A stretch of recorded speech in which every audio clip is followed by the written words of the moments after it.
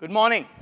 Welcome to reInvent, and welcome to our session, Protect Sensitive Data in Use with AWS Confidential Compute. My name is Arvind, and I'm responsible for the confidential compute business at AWS. I will be jointly presenting this session with William Yap, Principal Product Manager EC2, and Andrew Niculescu, Engineering Leader at 1Password. Before I begin, I would first like to thank all of you for choosing to spend your time in this session with us this morning. At an event like reInvent, you have a lot of choices, but you chose us, and for that, we are truly grateful. No matter where you are in your cloud journey, if you are in the business of building applications that handle sensitive data and are looking for mechanisms to protect this data while the data is being processed, you are in the right session. That said, let's talk a little bit about what we're going to discuss today. We will start by sharing our perspective on confidential computing. What is AWS perspective on confidential computing? We'll discuss that a little bit. We'll talk about the different dimensions of confidential computing. We'll then talk about the Nitro system, the foundation of virtualization for EC2, and talk about our no operator access assurance. What does that mean? We'll then dive deeper and talk about AWS Nitro Enclaves. And by the time we're done with that, in the true spirit of Las Vegas, you will take away the learning that what happens in an enclave stays in an enclave. We'll then switch gears, and you'll hear from our customer here, 1Password, about their journey in leveraging Nitro Enclaves and AWS Confidential Compute capabilities to build their solution. We'll then come back and talk to you about some popular use cases. This is 2024, so no guesses on what the popular use case is going to be. We're going to talk to you about AI and a little bit about the intersection of confidential compute and AI and how we are helping customers build solutions over there. And then we'll close this session by leaving you with some resources where you can learn more about the topic of confidential compute and some other workshops that we have prepared for you. Okay? Sound good? All right. So what is confidential computing? Before I share my perspective on it, I do this every year. I want to know, how many people are becoming aware of the topic. So can I see a show of hands of how many of you are already using confidential compute to build your solutions or exploring the use of confidential compute to build your solutions? See, that's a lot more hands than I have seen in the past. And I know this first row is lying because they're all using it. They're just not raising their hands. Right? It used to be, there were just a small group of people doing it. I used to call it a cult. But now it's growing. It's a big tribe now. The topic is becoming more prevalent, more present, right? Our perspective on confidential compute, how do we define it? At AWS, we define confidential computing as the use of specialized hardware and associated firmware to protect data in use from any unauthorized access. The key to focus on here is protecting data in use. If you take a step back and think about what you do with data, all of the operations you do with data can be bucketed under three things. You store data, you move data, and you process data. Doesn't matter what you do with it, you can typically put your operations under these three things. The mechanisms to protect data while the data is at rest or in transit have existed for a while. They're pretty mature processes, very well documented. With confidential computing, we are now extending that ability to protect the data while the data is in use. So now we are providing you with end-to-end capability to protect your data while the data is stored, being moved, and being processed in use. That's what confidential compute is about. It's about protecting the data while it is in use, while the data is being processed. Upon speaking to customers and partners, we have identified two distinct security and privacy dimensions that customers care most about when they talk about confidential computing.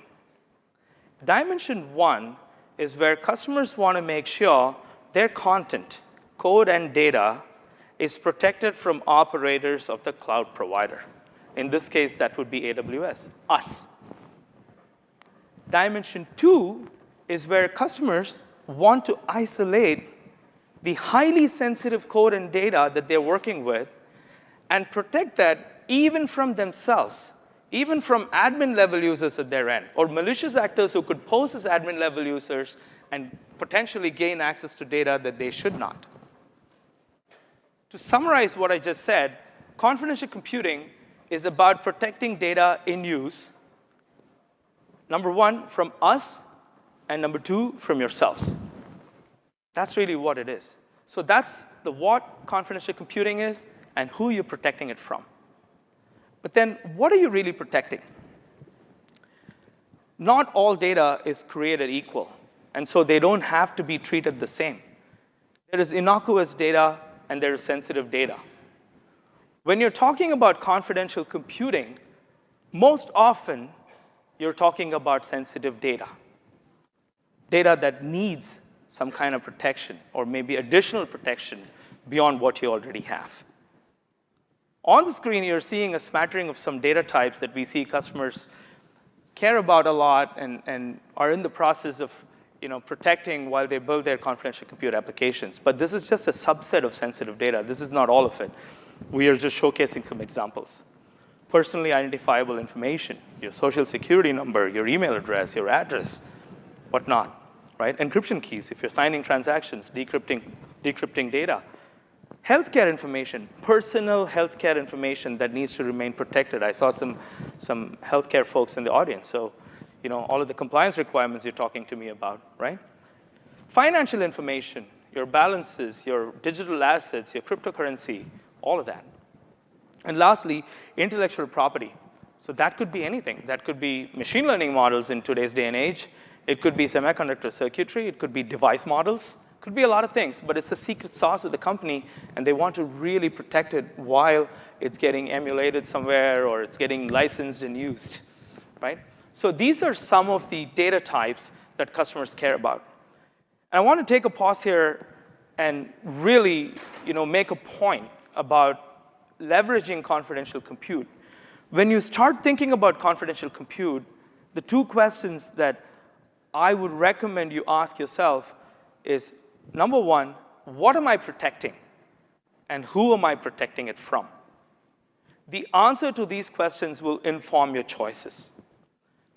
You've heard about what's confidential computing. You've heard about the different dimensions, so who you're protecting it from. And you've heard about what we're protecting. But how are we doing it? At AWS, we provide two solutions, the AWS Nitro System and AWS Nitro Enclaves. AWS Nitro System is the foundation of virtualization that powers modern EC2 instances. And with the Nitro System, we address dimension 1 by default, no operator access. With Nitro Enclaves, we provide you with the ability to spin up isolated compute environments within which you can securely process data and isolate even yourselves from it, thereby addressing dimension 2. So let's jump a little bit into what Nitro System is. As I noted earlier, Nitro System is the foundation of virtualization for EC2. What does that really mean? What it means is it's really, we have to go back in time a little bit to understand it. It's a decade-long journey of reinventing the virtualization infrastructure of EC2. That's how I would define the Nitro System. By implementation, it could be a bunch of components, but what it really is for AWS is a virtualization journey that tracks back 10 years. To understand the Nitro System, you need to first understand what classic virtualization looks like. Right on the screen up here that says Nitro System is an image that's not the Nitro System. That's how classic virtualization used to look like, and that's what it still looks like in majority of at-scale production virtualization deployments worldwide outside of AWS. 10 years ago, this was state of art, even for us, and worked pretty well. But then we took a look at it to see how can we raise the bar on what we're doing. We looked at it from different angles, from performance perspective, from resource utilization and allocation perspective, and also from enhancing security perspective. And we decided to abstract away certain things from the classic virtualization stack to address those points I mentioned earlier, performance, resource utilization, and security. And what we did there was, if you look at this host here, you have all of these small boxes. Those are the VMs, those orange boxes at the top. There's a Zen hypervisor that's got to orchestrate all of the virtualization functions in the VMs. And then there's a bunch of virtualization functions themselves: networking, EBS storage, local storage, maintenance, monitoring, security, all of this. And all of those track back to a DOM 0. What we decided to do was abstract away the virtualization functions from the host. And we moved, number one, the networking functions first to see how it worked, and worked pretty well. And we knew we were able to not only reduce the traffic that the general purpose CPU was handling and move it out and free up some resources, but we were starting to isolate certain things from the host itself. Next to follow was EBS storage. And then we moved the instance storage as well. And lastly, we went all in and moved all of the housekeeping activities from the host onto this separate box that's labeled Nitro. All of these were run on custom silicon and pretty much operationalized on separate PCIe cards that go onto a separate box that's not the host. By doing this, we achieved the first goal of being able to allocate general purpose CPU resources to just the VMs only. But now if you look at the picture, you're noticing that DOM 0 is hanging loose. It's not needed anymore. And we don't need a general purpose hypervisor like the Zen, which is capable of handling a lot more, which is not required anymore either. So we removed both of that, and we wrote our own custom hypervisor called the Nitro hypervisor, which is a much more lightweight hypervisor than the general purpose Zen hypervisor, and injected that into the system. And then we ended up with something like this. Now onto the host CPU, we just have the VMs and a lightweight hypervisor over there.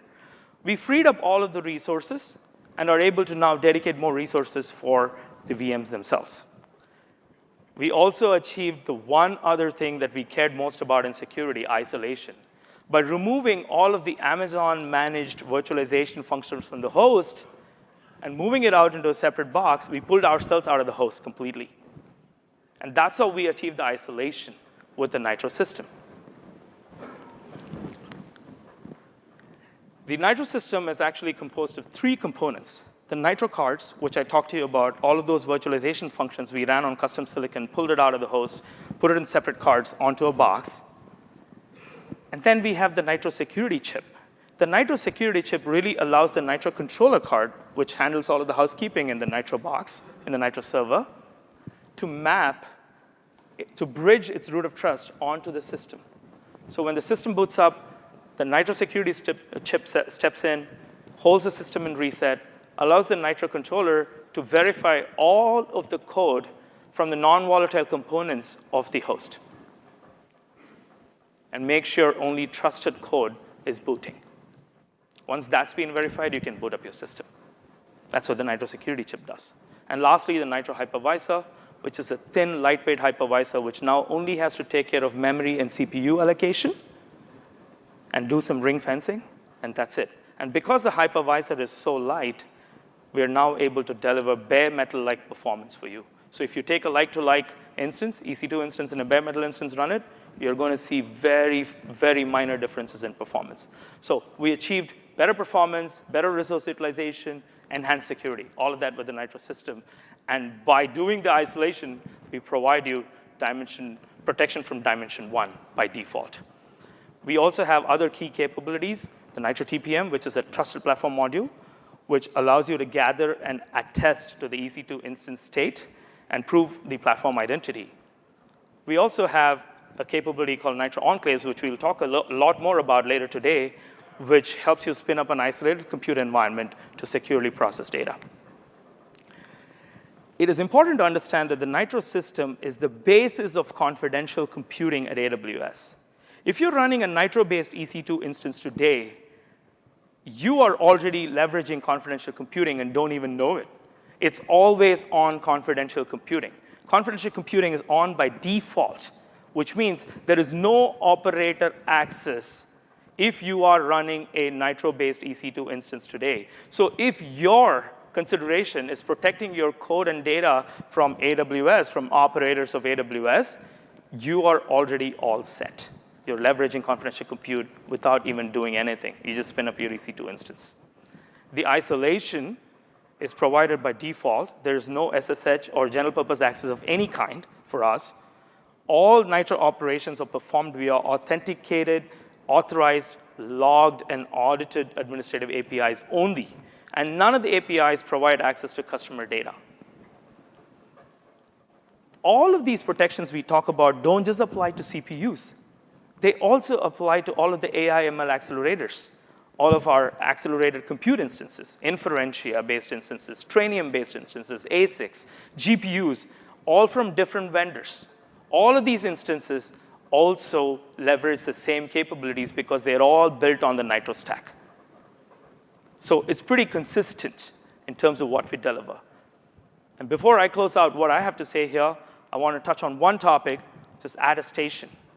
Attestation is a very important concept in confidential computing, and you're going to hear a lot more about it today. On your EC2 instance, we have what's called the NitroTPM, a Nitro Trusted Platform Module, which is a device that's attached to your EC2 instance. And it follows TPM 2.0 specification. What this gives you is it allows you to perform measured boot and perform cryptographic attestation to prove the system's identity, the instance's identity to another party. With measured boot, you can obtain signed PCR values for NitroTPM and use them to prove your system's boot code integrity as well. Now that you know all the key concepts, we have a shared understanding of what this is. You're going to hear a lot more about Nitro Enclaves and deeper concepts. But if you want to learn more about what I just talked about, we did publish a white paper on the security design of the Nitro system, where we go deep into the topic. But if you're going to tell me, Arvind, we heard from you, but we don't want to hear from you guys, we want to hear from somebody else, that's all right too. We have a third-party report published by NCC Global, where they talk about the security design of the Nitro system and have reported that there are no gaps in the Nitro system that would compromise these security claims that we have made around no operator access. We took all of this one step further and also updated our service terms to reflect no operator access by default if you're using a Nitro-based instance today. And that is how we have addressed Dimension 1. I'm going to now invite William Yap on stage to talk about Dimension 2 and dive deeper into Nitro Enclaves. Thank you.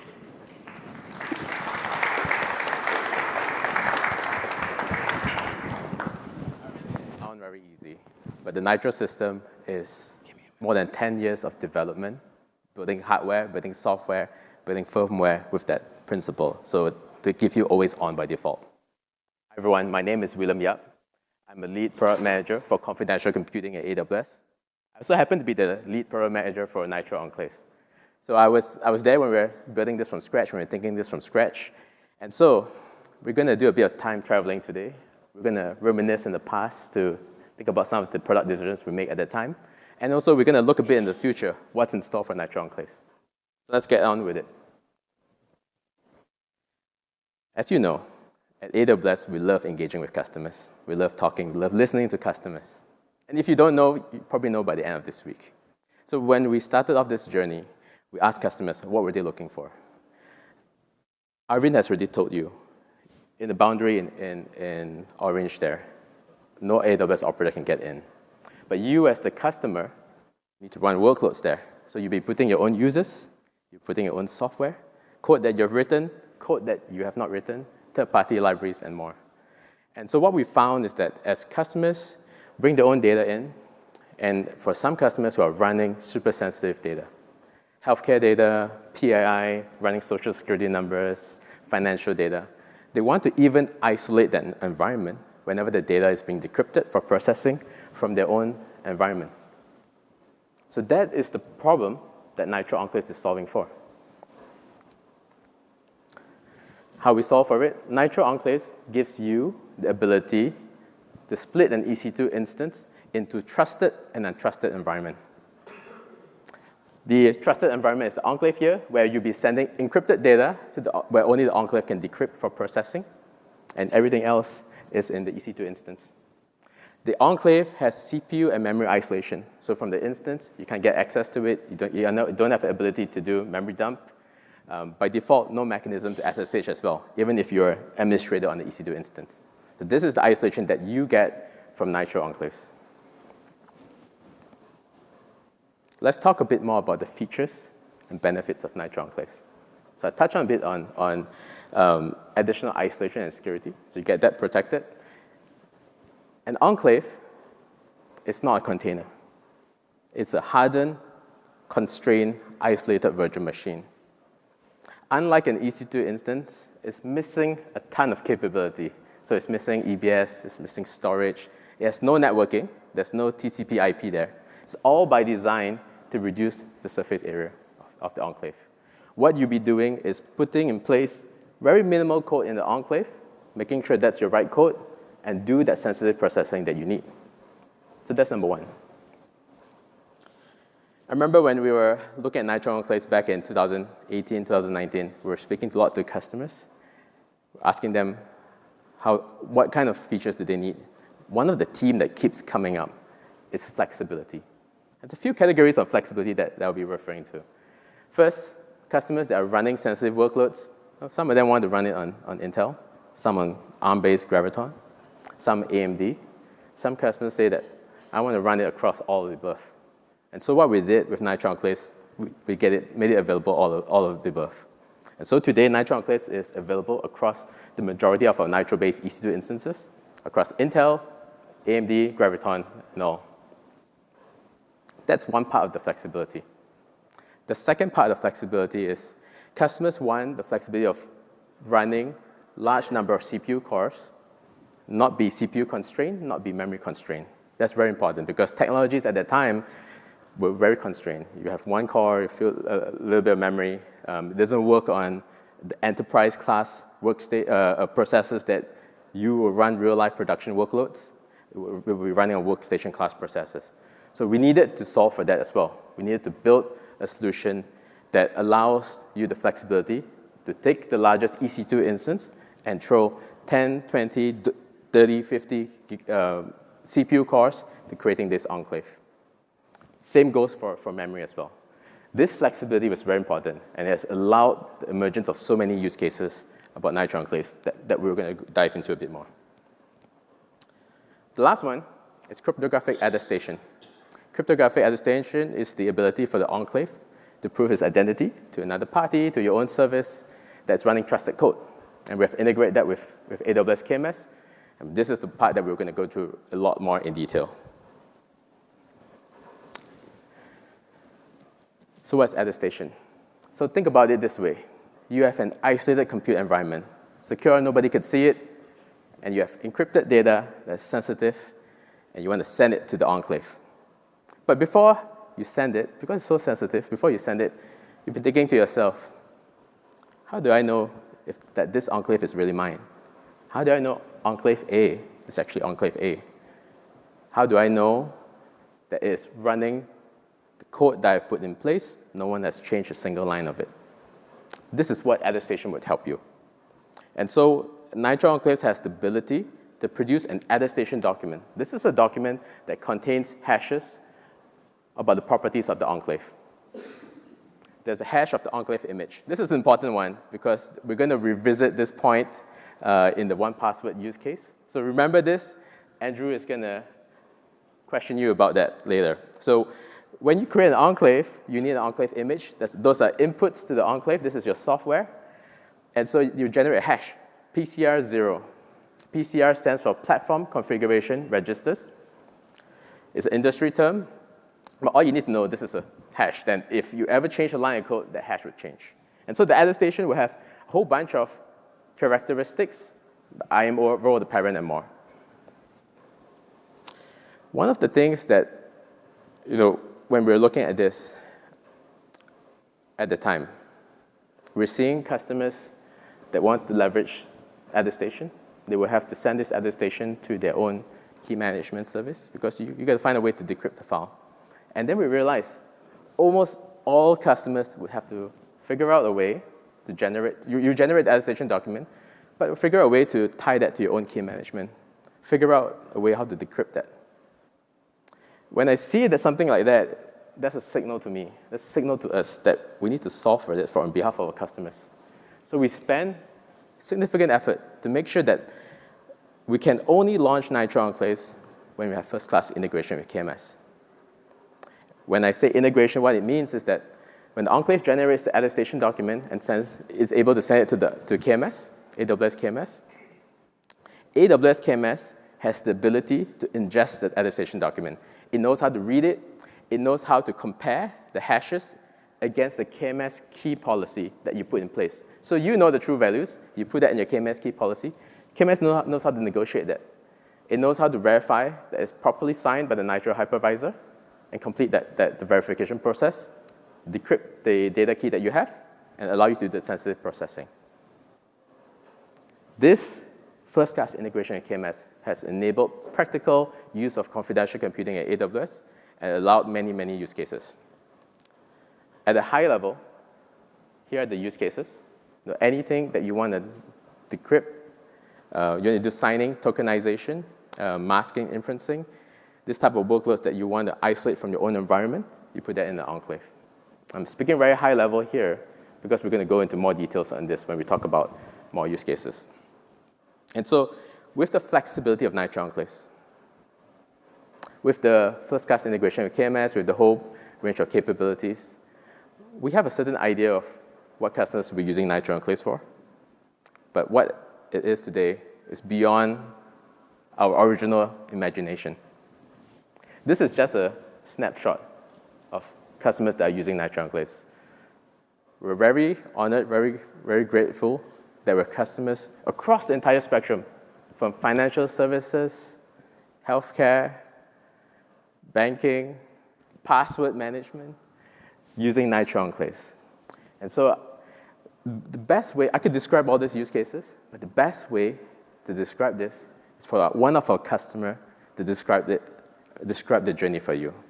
So I'm very excited to bring on stage Andrew Niculescu from 1Password to tell you a bit more about their journey. Andrew, please.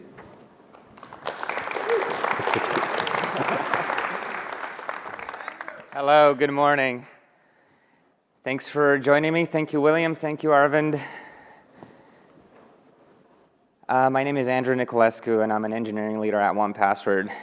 I'm really excited to talk to you about confidential computing at 1Password today. I'm curious, though, before we start, how many people use 1Password at work? Show me your hands. Oh, wow, I can cut like 7 slides. That's great. But just for the sake of completion, let me tell you a little bit about 1Password first. And then I'm going to tell you why we even need confidential computing. And then I'm going to show you how exactly we build confidential computing as a platform at 1Password. So 1Password is a leader in identity security. And we are trusted by 150,000 businesses and millions of consumers. We offer identity, security, and access management features for the way people like yourselves work and live. But to put it very simply, we improve productivity. And one of the ways we do this is through extended access management. In, again, very simple terms, extended access management is really a way to help organizations like your own protect both their information and people. We do this with some comprehensive visibility, where you can have full visibility into your identities, apps, and devices. You have configurable policies and access management controls. In other words, a way to secure every sign-in for every app on every device without affecting your productivity. You can take a second and scan this, but it'll be up there on my last slide as well. Throughout this presentation, I'm going to be using a very simple example so we can contextualize what we're talking about. As an example of comprehensive visibility, you're looking here at a report. This report shows managed and unmanaged apps, essentially applications that are managed with SSO, those that are not. To be very clear here, this is a report that a business using 1Password, such as yourselves, would be looking at. This is not something 1Password has access to. Within that organization, essentially an admin user will be doing these, will consume a report like this. OK, so we have our example. Let's start a little bit with how did 1Password build itself over time. And at its core, 1Password already has what confidential computing promises. We already have isolation. We already have no operator access. But we realized that despite all of this, in examples like before, that report is very heavily leveraging our clients. To do all that work on the client is not performant, and our customers asked us to do better. And so to meet these customer demands, without compromising on our actual foundation, we needed confidential computing. And as I mentioned a minute ago, specifically, we needed to shift the workloads from the client to the server. Once again, we do this without compromising privacy, without compromising security. We still don't want to have access to this data. And so we built a platform, and as no surprise, we're using AWS Nitro Enclaves and AWS KMS. And as you see on this slide, essentially all I'm trying to show is that we are building a platform with the exact same requirements as 1Password's core foundational promises are. We also included something else we call data persistence, and we'll talk about that in a second. In case you're not sick of this, you'll see it a few more times, but here we're going back to our example. Here's our report. In the same situation as I mentioned before, an organization using 1Password, an administrator user looking at a report for managed and unmanaged apps. Let's see how this works without confidential computing at 1Password. Essentially, the high-level flow is simple. Every user of a 1Password account on their device generates some data that is relevant for that report. They then encrypt it with the key we don't have access to, and that encrypted data is moved to our servers. This is how it looks from the other side. Now we have our admin user. They possess the correct key material to decrypt this data. And now they need to display a report. Oh, no. The client is doing a lot of work here, as you can see. It has to fetch it. It has to decrypt it, aggregate it, process it, you name it, and eventually display it. So we noticed the developing problem, obviously the problem of performance.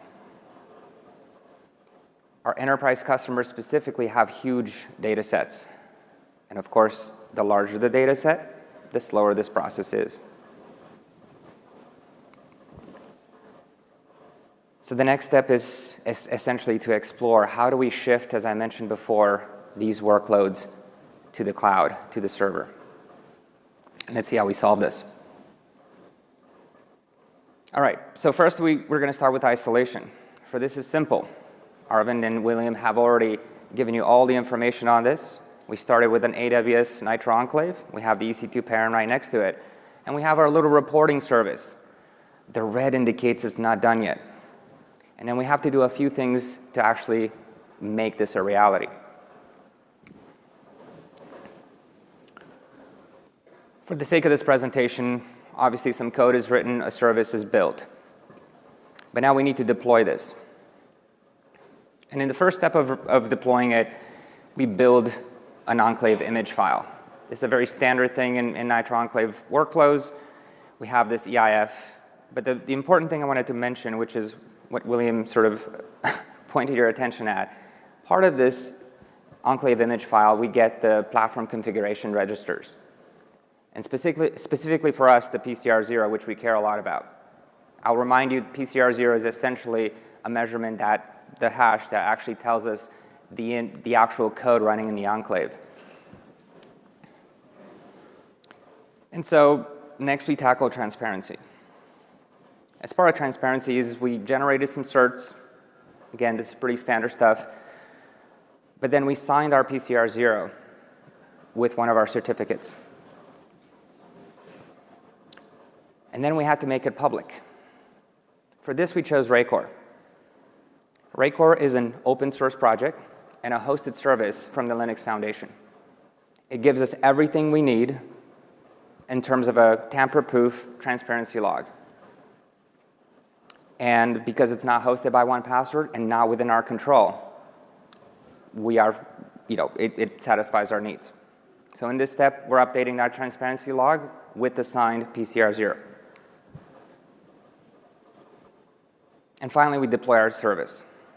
Take a quick moment here to call out the fact that we have hard-coded some appropriate certificates from AWS, Raycore, and ourselves into our clients in order to actually satisfy the next step, which would be verification. Let's recap. So now we have a service. Now we have an isolated environment to run it in. We even have transparency and public transparency at that. We still need to communicate to that enclave.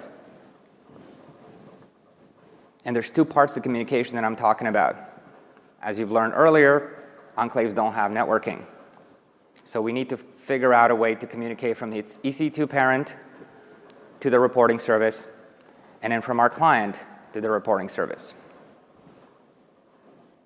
For the first concern, we built what we called a service proxy. Really, at its root, it does communication between the parent EC2 and the enclave. But because we wanted additional features, this being a platform and all, we built this proxy and not used the standard proxy in order to give ourselves some more flexibility. This includes telemetry, for example, which allows us to have good observability. This also gives us the ability to actually bootstrap configuration to our enclave services at runtime. You might wonder why that's important. As you heard earlier, change one line of code, PCR0 changes, you go through a whole dance again. Having configuration at runtime is pretty neat. Cool. So we have that handled. Our last bit here is to figure out communication between the client and the enclave. This communication channel has to be extremely secure. Specifically because that decryption key the client has will eventually have to go through it in order to reach the enclave. And it has to do so with 1Password not having access to it, with Amazon not having access to it. Our first solution here was to use TLS, as many of you could think. Unfortunately, we're dealing with browsers, and we can't do certificate pinning there, and so we ended up using noise instead. Let's see how it works real quick. In the first part of this communication, we have a noise handshake, where the enclave will actually send all the necessary information that the client needs to verify and attest the communication channel should be established. This includes the attestation document, the enclave's public key, and as importantly, the public transparency inclusion.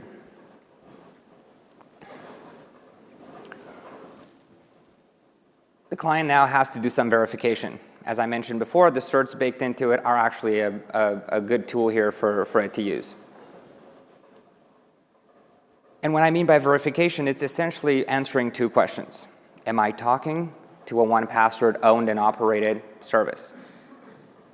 2, is this service the same as the one 1Password put in their transparency log saying that that's what they deployed? If the answer to both of these is yes, and there's cryptographic proof to back this up, then we have a secure communication channel.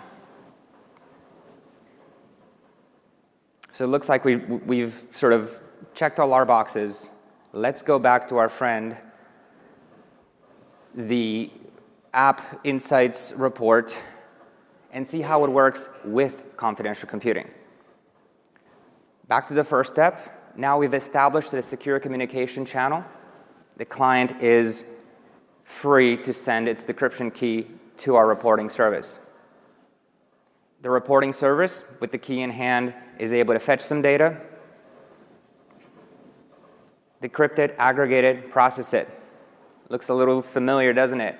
It happens on the other side now. Finally, the client does what the client should be doing, receives ready-to-display data.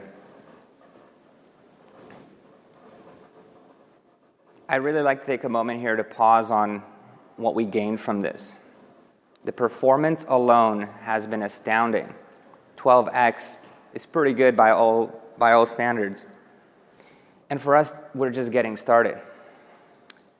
One of the biggest achievements we had, however, is to be able to run these workloads on the server and not compromise at all 1Password's promises on security and privacy. This is a huge achievement for us. Secondly, we've been able to unlock a whole slew of capabilities that for us were never before possible because of our end-to-end encrypted system. But having a bunch of additional services means we have to have a performant platform. And for this, we built a special service we call the Enclave Gateway. Think of it as an API gateway at high level.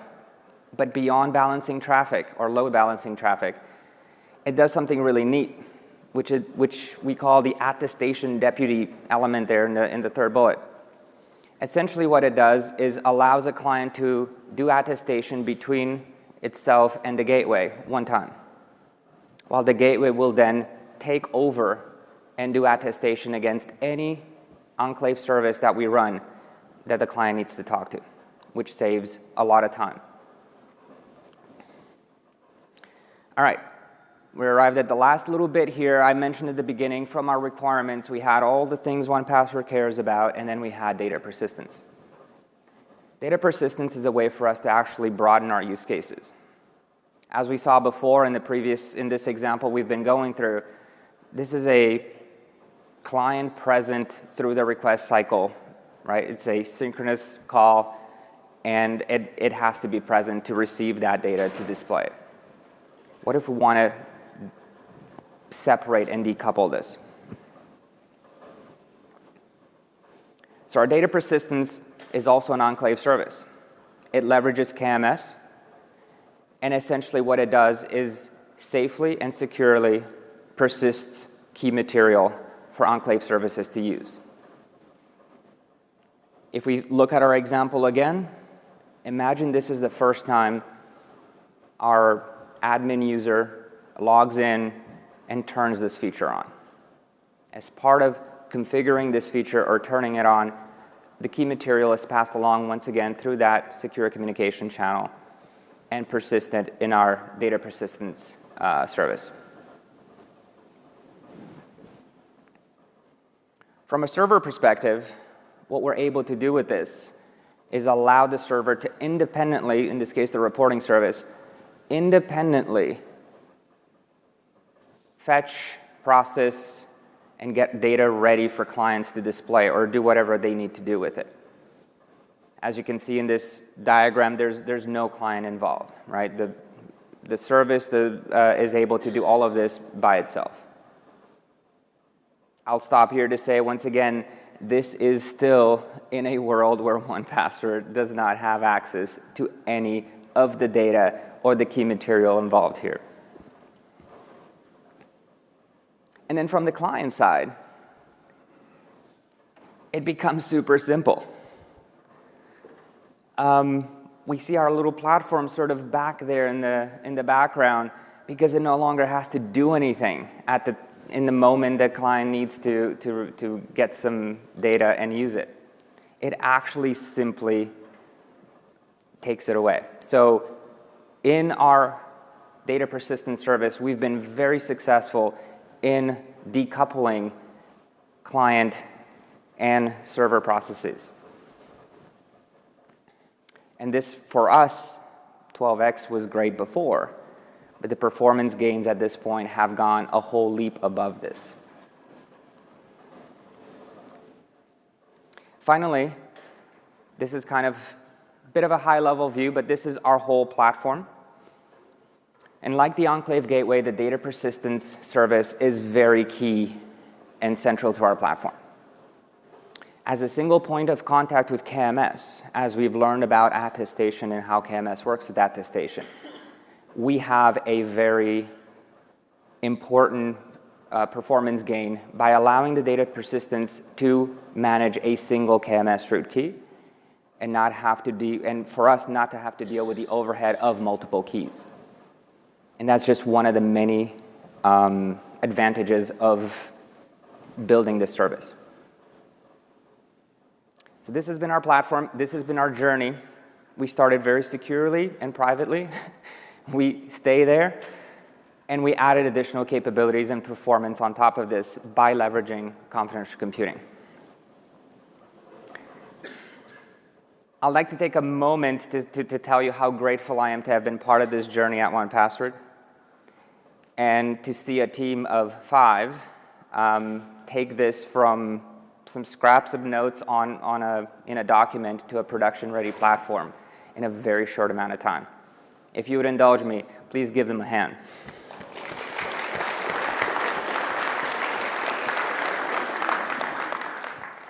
As I mentioned before, here's those 2 resources for you to look at again. Thank you so very much for listening. I hope you learned something today. Passing it along to William again. Thank you, Andrew. Wow, just 5 people. When we think about Nitro Enclaves, we were thinking of making a solution that was practical, that customers can use. You don't have to be a cryptographic expert, although I think they are cryptographic experts, to leverage this capability. Now let's talk about popular use cases. We are in the final stretch right now. My goal here in this last part is really to tie back some of the key concepts, key themes to use cases, and to help you ask the right questions when you're back, when you leave Vegas at the end of the week, when you're thinking through your workloads, thinking through the solutions here. So that's the main goal. Tokenization for AgTech. As we know, third-party cookies are on its way out. It's getting there. That's what I believe, what I read. And in its place, more privacy-preserving tokens, like unified ID. And a lot of this processing, the tokenization, which is changing personal data, PI data into tokens, is critical. Because the tokenization engine, the conversion process, if you have the engine, you'll be able to figure out, you'll be able to reverse the process. So that's the type of processing we're seeing customers use inside your Nitro Enclaves, being able to isolate not just the processing from their own environments, but from everyone else in that isolated compute environment. Now, I know I mentioned AdTech here, but this doesn't just apply to AdTech. Tokenization is a very general process that will be used in the financial services. If you're thinking about converting credit card numbers into tokens, it's being used in healthcare industry as well, converting healthcare data into tokens. And so there's a lot of applications there on running a tokenization engine inside an enclave, keeping that isolated. You want to run an application with the most minimal code in the enclave so that you can verify what's actually being processed and be able to attest that. Multi-party collaboration. In its most simplest form, 2 parties that don't quite trust each other. They both have very sensitive data, very useful data, that becomes even more useful if they can combine it, do that processing together. Now, this is a problem that's been there, and it's not a new problem. And it's been solved in the traditional ways with having contracts, with the privacy contracts between the 2 parties, having to just trust the other party. In the case of one party having more bargaining power, there's not much of a choice. There's a lot of inefficiency here. So one thing that Nitro Enclaves solves for is this. It provides you with a practical way to do multi-party collaboration. You now have an isolated compute environment, an enclave, that neither party can access. The 2 data sets from party 1 and party 2, they can be encrypted with their own KMS data key, their own key management service, send the encrypted data into the enclave, and only the enclave has the ability to decrypt that by calling KMS, doing the attestation, and then you have plain text data inside the enclave to do that processing. Very practical, very easier to do, because of the first-class integration with KMS. So again, this is something that, as you go back to your organizations, think about, we have any multi-party situations that we can improve. Confidential inferencing. So inferencing is the use of data to make a certain prediction, and using data such as user data. And to draw certain conclusions from it. There's a lot of interest in using user data in AI models, in LLMs. Customers, in this case, service providers, yourself that's offering a service to end user, need to assure your end users that their data is protected, both from the cloud provider and also from the customers themselves. Those are the two requirements that we see. And the first part, protection from the cloud provider, isolation from the cloud provider, those are the things that Arvind was talking about. You get that by default, always on a Nitro-based EC2 instance. There's no mechanism for any AWS operators to access the contents there, and that protection applies to AI accelerators as well. GPUs, Trainium, Inferentia, it's all applied there. So how do we solve the second part? The second part is how do you isolate your the customer user data from yourself. And this is where you'll be building trusted and hermetic code. Hermetic code means your application not providing you with any operator access, no interactive access, no SSH. So you're building your own Nitro in that way. And then use NitroTPM to prove to your end user that you're running trusted code and processing their data. So at AWS, we have the building blocks to set up this flow, and customers are using it. But if you think back what I was saying earlier, that if I see every customer having to set up the same flow over and over and over again, that's a signal.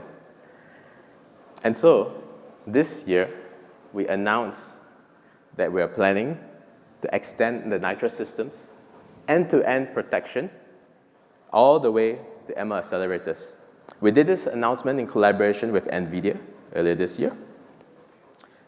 So with LLMs, you're bringing even more sensitive data to the ML models. You're taking financial data via RAG, retrieval augmented generation.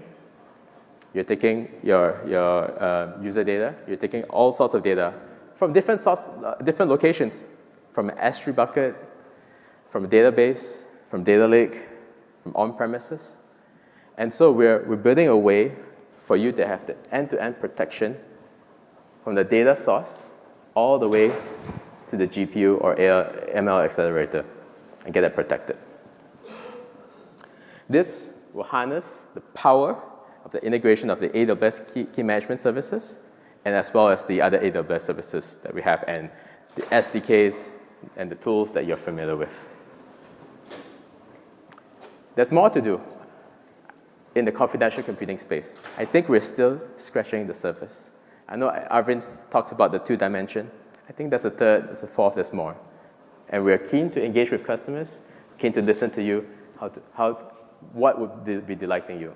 So throughout this week, please engage with us, please talk to us. We have an awesome team of solutions architects that are familiar with confidential computing. They can help you through this journey. And also please reach out to Arvind and myself. Arvind, I'm signing you up for it. So let's close. If there's one thing we want to take away from this presentation, one thing you want to take away from reInvent is don't use confidential computing just because it has the label confidential computing. You saw from today's presentation, there's many different tools that are solving very different problems. You got to understand specifically what you're solving for. So if your only use case is to isolate your data from the AWS operator, from the cloud operator, just use the Nitro-based EC2 instances, and you're done. No need for Nitro Enclaves. So when you go back, think about two questions. What is the data that I'm protecting? And who am I protecting it from? If you engage with AWS, they'll likely ask you the two questions as well as they try to dig deeper. Second takeaway, Nitro System made it sound very easy, where you can get confidential computing just by launching a Nitro-based EC2 instance. AWS, we built a bit differently. We spent significant effort, as I mentioned, 10 plus years, building the software, the chips, the hardware to make this happen. And we're continuing to invest in this. Lastly, we have a whole range of solutions to solve a whole range of use cases, and we continue to grow that. So thank you, everyone, for your attention, for your participation, for your engagement today. I'm going to leave you with some resources to learn a bit more about Nitro Enclaves. We have a number of workshops during reInvent if you want to get your hands dirty and try to build an enclave. I think there's one about doing the LLM use case. There's one just building an enclave in general. So have a look. If you can't get in there in time, there's a self-paced one that you can do at home. And here are some other resources that you can have in just learning a bit more about AWS Compute and taking a skill certification from it. So thank you, everyone. I would like to especially thank 1Password for joining us in telling us of their use case. Thank you. Have a great reInvent.